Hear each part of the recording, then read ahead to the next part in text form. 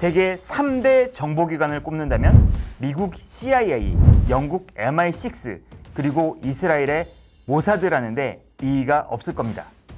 정보 수집 능력과 암살, 납치 공작 능력만 따지면 모사드가 CIA, MI6를 뛰어넘는다는 평가도 받습니다. 그래서 붙은 별명이 살인 주식회사. 이건 명예 같기도 좀 불명예 같기도 좀 애매한. 최근 이스라엘의 이란 공격, 일어서는 사자 작전에서도 모사드가 주목받고 있습니다. 모사드는 드론을 이용해 주요 요인을 암살하고 방공망 시설을 타격한 것으로 알려졌습니다. 오늘의 지식라이프 오지랖에선 모사드에 대해 알아보겠습니다. 모사드의 역사는 이스라엘의 역사이기도 합니다. 1948년 팔레스타인에서 제1차 중동전쟁이 터졌죠. 제1차 중동전쟁은 이집트, 요르단, 시리아, 레바논, 이라크 등 아랍국가 연합군과 이스라엘 간 전쟁입니다. 1948년에 이스라엘이 팔레스타인 지역에다가 여기 내 땅이야! 건국을 선포하자 이에 반발한 아랍국가들이 이스라엘을 공격했습니다. 이스라엘 입장에선 아랍 국가들의 연합 공격을 막아내기 위해 무엇보다 정보력이 중요했습니다.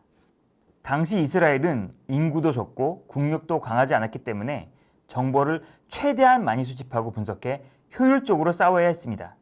결국 이스라엘은 1949년 최초의 통합 정보기관을 만들었고 이후 1951년 모사드라고 이름을 붙입니다. 모사드는 히브리어로 기관이라는 뜻입니다. 영어로 institute, 뭔가 좀 학원 같기도 하고 관공서 느낌도 나고 이름이 좀 그런데 이런 이름이 붙은 이유가 있습니다. 모사드의 정식 명칭은 정보 및 특수작전국입니다. 지금이야 모사드가 정보기관으로 알려졌지만 예전에는 그 존재 자체가 극비였습니다.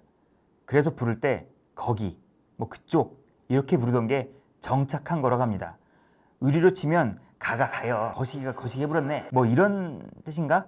아무튼 이후 모사드는 정보 수집 및 분석을 넘어 요인 납치, 암살과 같은 작전 능력까지 갖추게 됩니다.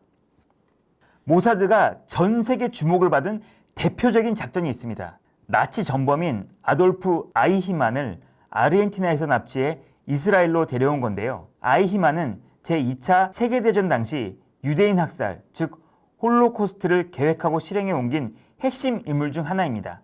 전쟁이 끝난 뒤 그는 도피 생활을 했고 1950년엔 아르헨티나로 도망친 후 신분을 숨기고 살고 있었습니다.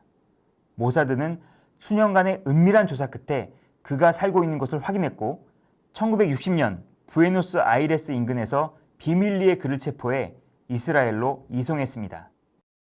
이후 아이히만은 예루살렘에서 열린 재판에서 15가지 혐의로 기소됐고 유죄 판결을 받아 교수형에 처해졌습니다. 이 작전은 아르헨티나의 주권을 침해했다는 이유로 외교 마찰을 일으키기도 했지만 동시에 모사드의 위상을 세계에 알리는 계기가 됐습니다. 이스라엘 팔레스타인 분쟁이 지속되면서 모사드의 존재감도 계속 커졌습니다. 특히 1972년 뮌헨 올림픽 테러 사건을 계기로 모사드는 무력 행동도 불사하는 기관이라는 인식을 세계에 심었습니다. 팔레스타인 테러단체 검은 9월단은 뮌헨 올림픽 당시 이스라엘 선수촌에 잠입해 11명을 인질로 잡았습니다. 이들은 이스라엘에 수감된 팔레스타인인 234명의 석방을 요구했지만 협상은 실패로 끝났고 결국 인질 전원이 목숨을 잃는 사건이 벌어졌습니다. 이후 모사드는 비밀 보복 작전을 진행합니다. 작전 이름은 신의 분노. 모사드는 테러에 연관된 사람들을 수년간 추적하고 사살했습니다. 이 과정에서 위장, 암살, 독극물, 저격 등 다양한 방법이 사용됐습니다. 2018년에는 모사드 요원들이 이란 수도 테헤란에 핵 관련 비밀 창고를 털어 이스라엘로 운반했습니다. CD 183장, 문서 5만 5천여 장인데 문서 무게만 0.5톤에 이릅니다. 그러니까 비유하자면 우리 국정원 요원들이 북한의 수도 평양에 가서 비밀 금고에 있는 CD와 문서, 그것도 한두 장이 아니라 500kg, 0.5톤을 훔쳐왔다는 건데 이건 인정할 수밖에 없네요. 21세기 들어 모사드는 드론과 같은 원격 무기, 인공지능 AI를 적극 활용하고 있습니다. 모사드는 팔레스타인 무장단체 하마스 창립자인 아메드 야신을 휴대폰으로 장기간 추적한 뒤 2004년 드론을 보내 암살했습니다. 2020년엔 이란 핵과학자 파크 리자데의 휴대폰을 감청하고 추적한 뒤 그의 얼굴을 인식해 자동 저격하는 AI 로봇 기관총으로 살해했습니다. 2024년 하마스 지도자 하니에는 이란 방문 중 귀빈 숙소에서 암살됐는데 AI가 탑재된 모사드의 첨단 폭탄이 사용된 것으로 알려졌습니다. 또 레바논에선 헤즈볼라 대원들이 휴대한 무선 호출기, 그러니까 삐삐가 동시다발적으로 폭발해 사상자가 수천 명 발생했습니다. 헤즈볼라가 나름 머리를 써서 휴대폰 추적을 피하려고 삐삐를 썼는데 이스라엘이 여기에 폭탄을 심어서 폭발시킨 거죠. 이쯤 되면 좀 무섭네요. 요인 체포, 암살뿐만 아니라 사이버 공격, 해킹 능력도 세계 최고 수준입니다. 대표적인 사례가 2010년 발견된 스톡스넷 바이러스입니다. 이는 이란의 핵 시설 운영에 막대한 손해를 입힌 악성 코드로 미국과 모사드의 합작품으로 알려져 있습니다. 모사드가 왜 이렇게 세? 전문가들은 대체로 다음과 같이 분석합니다. 첫 번째, 정보기관끼리 싸우지 않는다. 미국 영화 보면 많이 나오잖아요. CIA하고 FBI하고 여기 내 나발이야 하고 싸우는 거.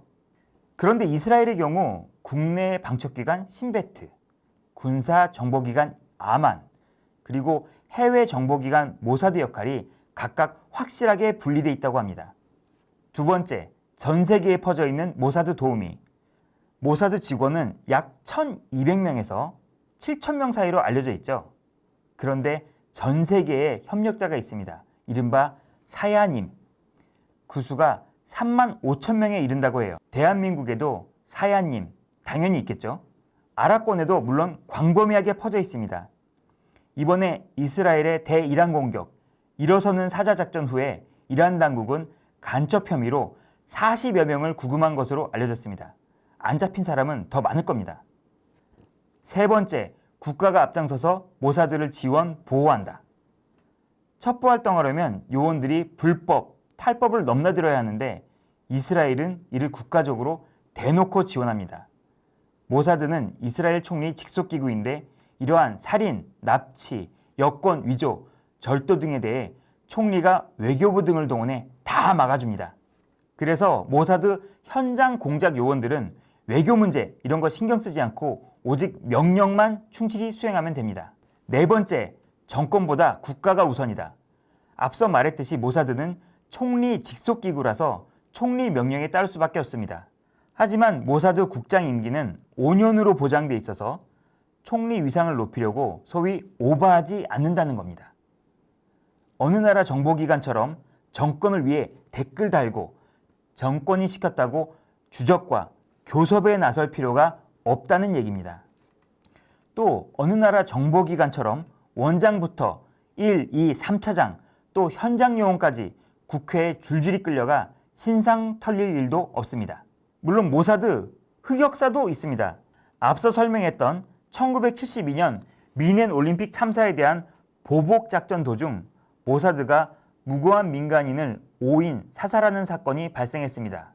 1997년에는 하마스 지도자 칼레드 마샤를 독극물 주사로 암살하려 했지만 그가 혼수 상태에 빠져 미수에 그쳤고 국제적인 비판이 쏟아지자 해독제를 전달하기도 했습니다.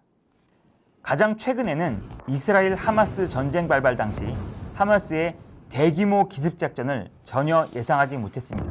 이 때문에 1,300명 이상의 사망자가 나오는 대참사가 발생했죠. 이러한 실패를 면밀히 분석해 일어서는 사자 작전처럼 더 과감하고 치밀한 작전을 수행하는 게 모사드입니다. 모사드의 모토는 지략이 없으면 백성이 망하여도 지략이 많으면 평안을 누리느니라 입니다. 우리나라의 정보기관 국정원 그리고 그 국정원을 움직이는 대통령, 정부가 명심해야 할 구절입니다.